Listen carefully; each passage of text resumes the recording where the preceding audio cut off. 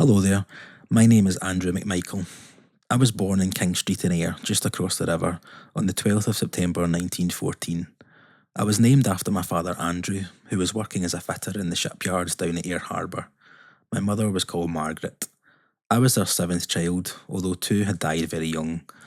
They had another two children after me, so in total they had six sons and one daughter who survived infancy.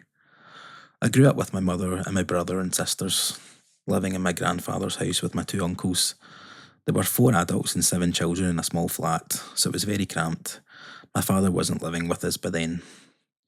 By the time I was 14, I had left school and was working as a bricklayer in Ardere. Then, in 1938, I married Betty McClure. By that time, I was living in Maybole. We had a wee girl called Barbara. When war came, I joined the Royal Scots Fusiliers and was assigned to the 6th Battalion. In March 1944, I was awarded the British Empire Medal for brave conduct, non-combatant gallantry. I had acted bravely when ammunition wagons exploded in a railway siding. Apart from the medal, the Provost of Maybole presented me with a cheque for £20 when I was home on leave, which made me very proud.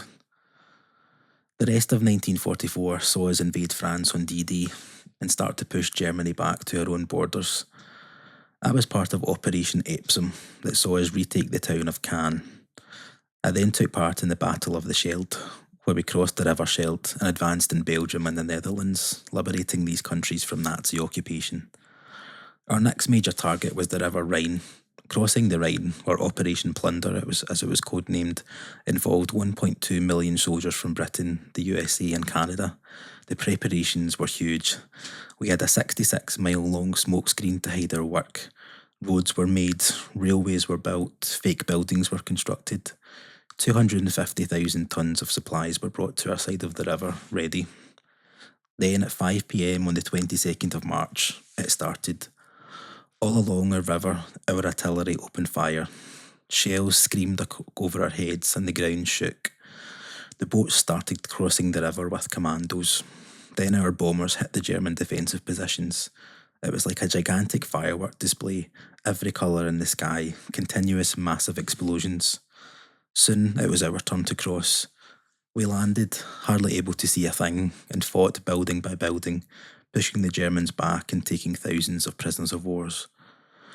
By the 23rd, it was clear that Operation Plunder had been a huge success, and we knew that we had won.